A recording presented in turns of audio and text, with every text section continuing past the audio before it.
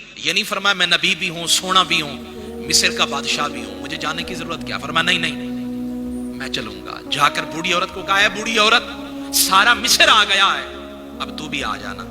حضرت سیدنا یوسف علیہ السلام جیل میں تھے نا، جب آپ نے منت مانی کہ اگر اللہ نے کرم کیا مجھے جیل سے رہائی مل گئی نا تو پھر میں اللہ سے وعدہ کرتا ہوں میں غریبوں کو کھانا کھلاؤں گا۔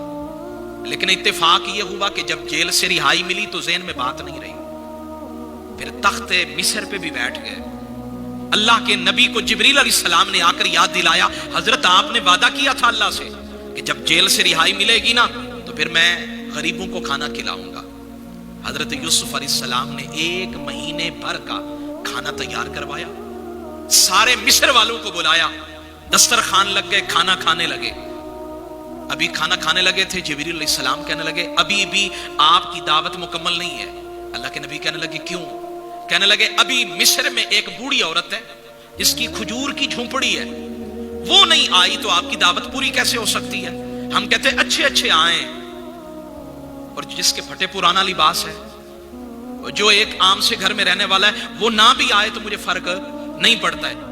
اگر آپ کے اچھے اچھے مہمانوں کے ساتھ اگر غریب بھی آ جائیں تو اللہ راضی نہیں ہو جائے گا۔ جبریل علیہ السلام کہنے لگے آپ کی دعوت پوری نہیں ہوگی جب تک کہ وہ بوڑھی عورت نہ آئے۔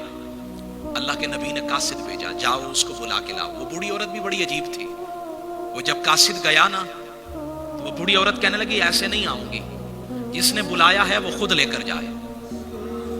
ناز کی بات ہوتی ہے، وہ بھائی ناز کی بات ہوتی ہے نا، بابا سے بھی ناز ہوتا ہے، ماں سے بھی ناز ہوتا ہے، لاڈ منواتے ہیں تو ان سے منواتے ہیں، کسی اور سے تو نہیں منواتے۔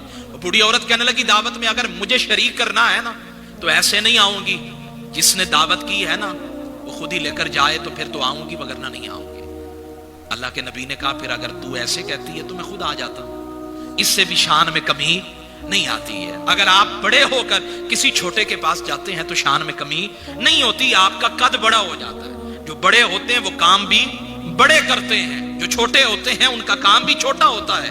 اللہ کے نبی یہ نہیں فرمایا میں نبی بھی ہوں، سونا بھی ہوں، مصر کا بادشاہ بھی ہوں، مجھے جانے کی ضرورت کیا؟ فرمایا نہیں نہیں میں چلوں گا۔ جا کر بوڑھی عورت کو کہا ہے بوڑھی عورت سارا مصر آ گیا ہے، اب تو بھی آ جانا۔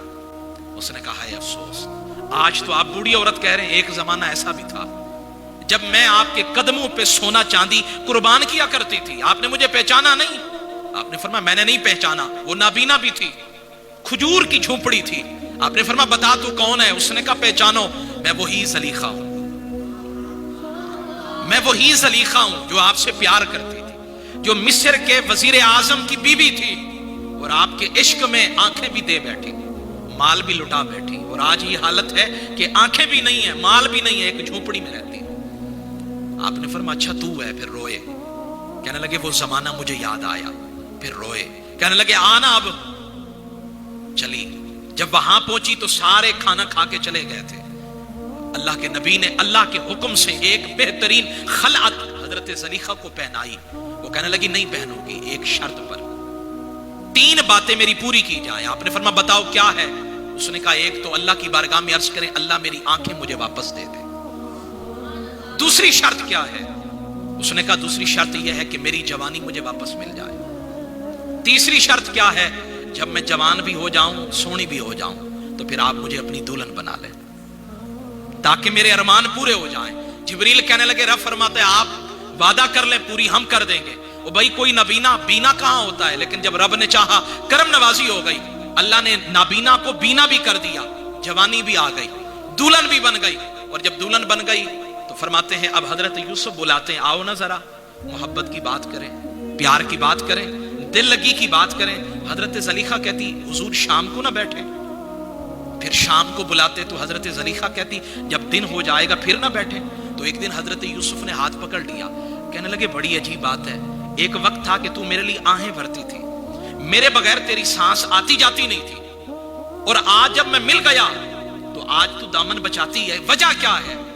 اسی پہ میری بات ختم۔ حضرت زلیخا نے جواب دیا، کہنے لگی حضرت بات یہ ہے جب تک صرف آپ کو دیکھا تھا تو صرف اتنا ہی پتا تھا کہ صرف آپ ہی سونے ہیں، تو آپ پہ اوپر دل لٹا بیٹھی، اور جب سے اس کے ساتھ تعلق بنا ہے نا، آپ نہیں سمجھے، جبکہ جب سے اس کے ساتھ تعلق بنا ہے اب اس سے زیادہ کائنات میں رب سے زیادہ کوئی سونا ہے ہی نہیں، اللہ سے زیادہ خوبصورت کوئی ہے ہی نہیں.